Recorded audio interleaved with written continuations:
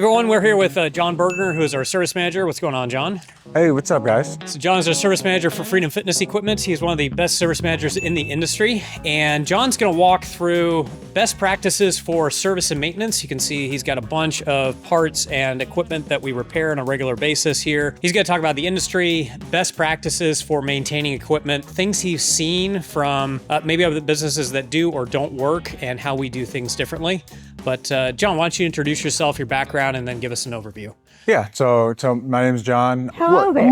I've just always appreciated fitness equipment. What I've noticed, especially diving deep into preventative maintenance repairs, is getting to be able to not only clean equipment, but actually do preventative maintenance. And what that means is actually getting to a gym, inclining that treadmill, cleaning underneath, taking off the hood, going as far as taking off the belt, cleaning underneath, checking the belt. Is the belt smooth? Preventative maintenance goes a lot deeper than a visual inspection. Oh, there's dust on the console. Let me grab a wipe and wipe it off. Well, it's a touchscreen console. Maybe you shouldn't do that. Emotional damage! There's a lot of important things that go beyond the base, which we can provide for those gym owners, fitness centers, or even like apartment complexes and multifamily housing complexes. That will save you money in the long run, not just in the equipment itself, but for the parts that go into that equipment itself. What are some of the biggest mistakes you've noticed as far as service and repair and just maintenance in general that either you've come behind and fixed or just noticed people don't do on a regular basis? A big one is belts. These belts will get misaligned. These belts will be over tightened or under tightened. They'll get folded over, someone will keep running on them, stuff will get jammed underneath, dust will collect underneath, it's not cleaned properly underneath. Just all those things. Belts are very important to look at. Another thing, consoles. Consoles are a big thing, especially if they're touchscreen. Like this one, very basic, but these buttons are very important to take a look at. And it's very important to inspect each one. If one doesn't work, sometimes that console has a defect. No, God! No, God, please, no! That can throw this whole console off. That can cause a stuck key error on this thing, and this whole thing doesn't work. Paying attention to a basic console like this, all the way up to a touchscreen console. So on that point, what's the issue with these touchscreens? So can you can just spray them down and that's all, right? No.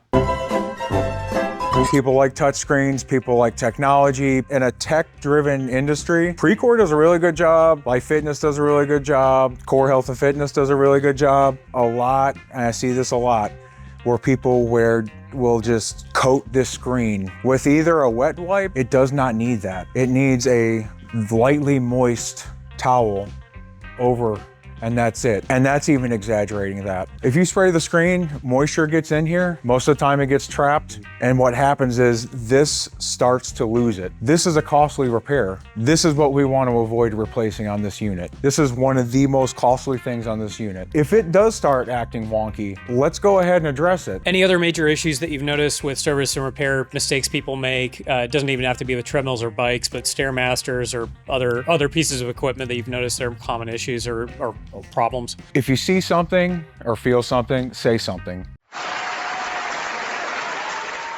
If your equipment is not working properly, say something, even after it gets repaired. You can do it! The worst thing you can do is ignore it and wait till it gets worse. That's where preventative maintenance comes in handy. We can catch things before bad things happen. You mentioned dirt and debris in the motor housing or underneath the treadmill. Why does that matter? So why should I care about that with regards to a treadmill or a bike or whatever?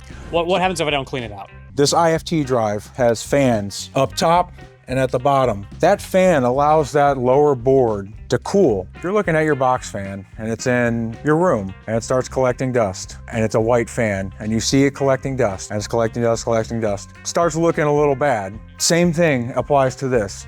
You don't want dust collecting on those fans. Is it going to cause any issues with the electronics if you don't keep it clean, or what's going to happen? If airflow doesn't get through there and dust stays in there, that's where heat starts building up. Heat causes things to not work properly. And it causes overheating. That causes that thing to shut off. And that could also happen with the motor as well, right? If you get all the dust inside there. Exactly. So that motor, that incline motor, everything is plugged into this thing. So once this thing goes, that's it. It starts affecting all these other components of this treadmill. That's why it's super important, especially when you have preventative maintenance, that tech is taking the hood, which some people don't know what the hood is to this treadmill. This is your hood of your treadmill.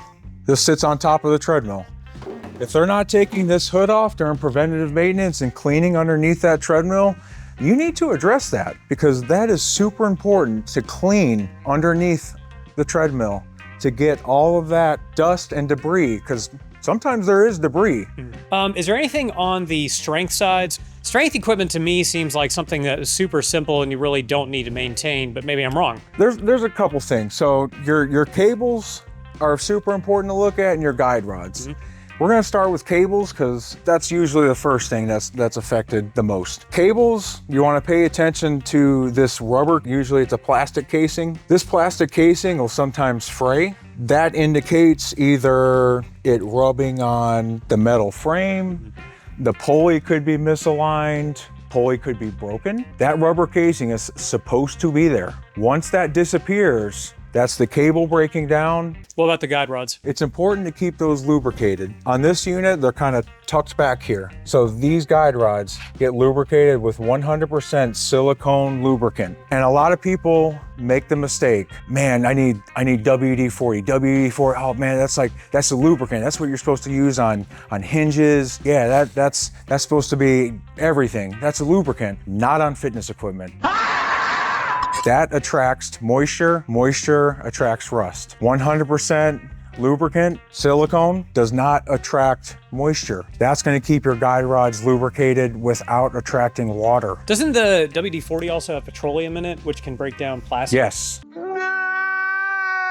So that's why you use silicone. A lot of people like, hey, why don't we use grease? Yeah, that makes sense. But you don't have an encasing like this. Say you have a Life Fitness cable crossover that only has a guard on one side and it's open on the other. Hair, dust, all that other stuff, pretty much like mentioned from the treadmill, all that stuff can also get on the guide rods. So all that stuff can stick on that grease and eventually get between your weight plates on your weight stack. So that's why it's important to use just the silicone, and it's important on the preventative maintenance for that tech to clean and reapply silicone, 100% lubricant on the guide rods each visit. Clean first, then lubricate. Awesome.